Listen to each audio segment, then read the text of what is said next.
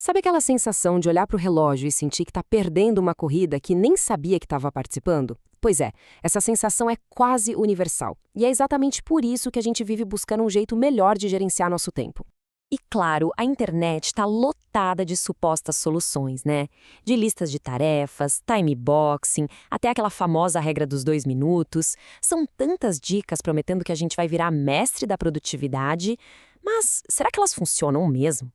Vamos ser sinceros por um momento. Todo esse tempo que a gente gasta organizando o nosso tempo, planejando, agendando, tá de fato fazendo alguma diferença?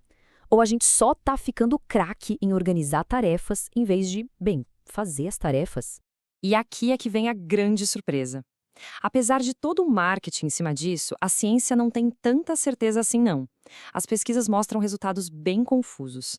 Às vezes, gerenciar o tempo funciona, outras vezes, parece que não faz a menor diferença. E isso nos leva à pergunta principal. Se as regras não valem para todo mundo, o que realmente importa? Olha só, a primeira peça desse quebra-cabeça vem da sociologia. E ela diz uma coisa bem interessante. Gestão de tempo não é um esporte individual, é um esporte de equipe. É o nosso ambiente, as pessoas, a cultura, os sistemas ao nosso redor que definem as regras do jogo. Pensa aí na sua equipe de trabalho. Um estudo encontrou times onde chegar 5 minutos atrasado significava perder o pagamento do dia inteiro. Imagina só. Nesse tipo de cenário, não importa se a sua lista de tarefas está impecável. A regra da equipe é que manda na sua pontualidade. Agora, vamos ampliar um pouco o foco. As empresas fazem a mesma coisa, só que numa escala maior. Seja o clássico horário comercial das 9 às 17 ou aquelas políticas de tempo de silêncio. Tudo isso cria uma estrutura. Elas ditam quando você pode se concentrar e quando tem que estar disponível, limitando bastante as suas escolhas individuais. E claro, tem um nível mais alto. As culturas de cada país têm suas próprias regras não escritas. Em alguns lugares, chegar 45 minutos atrasado para uma reunião é ok, normal. Em outros, isso poderia ser motivo para demissão.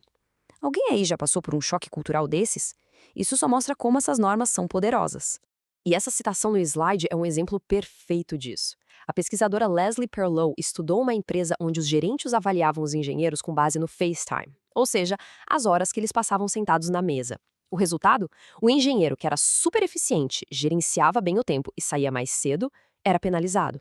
A eficiência dele estava, na verdade, prejudicando a sua carreira. Que loucura, né? Ok, agora vamos mudar o foco. A gente já olhou para fora, agora vamos olhar para dentro. A psicologia mostra que, bom, não somos todos iguais. A nossa personalidade tem um papel gigantesco em como a gente lida com o tempo. Pensa assim, ó, tem gente que é focada numa tarefa só. Essa pessoa gosta de ter um plano, seguir o roteiro, fazer uma coisa de cada vez. Já outras pessoas são verdadeiras malabaristas de tarefas. Elas se dão bem fazendo várias coisas ao mesmo tempo. Na psicologia, isso tem nome: monocrônico versus policrônico. Tentar forçar um malabarista a seguir uma lista rígida, uma coisa depois da outra, simplesmente não vai dar certo. E tem também o jeito como a gente separa o trabalho da vida pessoal. Tem os segmentadores, que constroem um muro, o trabalho fica no trabalho e ponto final. E tem os integradores, que misturam tudo. Uma dica de gestão de tempo que funciona para um vai ser um pesadelo para o outro. E aí, em qual desses estilos você se encaixa mais?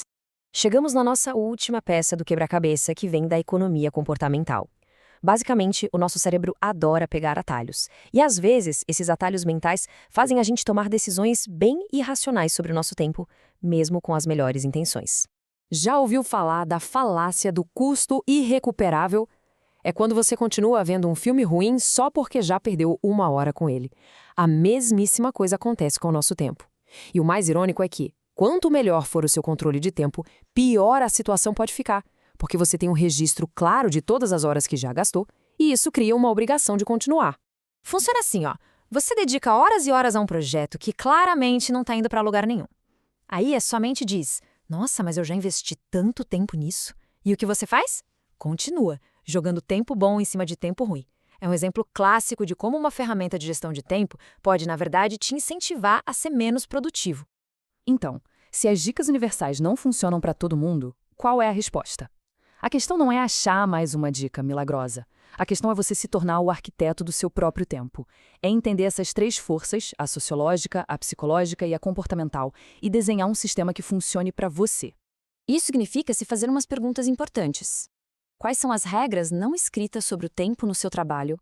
Você prefere fazer uma coisa de cada vez ou várias ao mesmo tempo?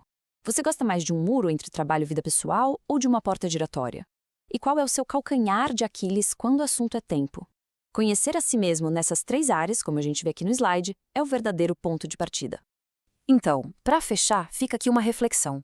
E se, em vez de ficar caçando a próxima tática de produtividade da moda, a gente se tornasse uma espécie de antropólogo do nosso próprio tempo? Ao desenhar um sistema que se adapta ao nosso mundo, à nossa mente e às nossas manias, talvez a gente não consiga gerenciar o tempo, mas quem sabe a gente finalmente consiga fazer as pazes com ele?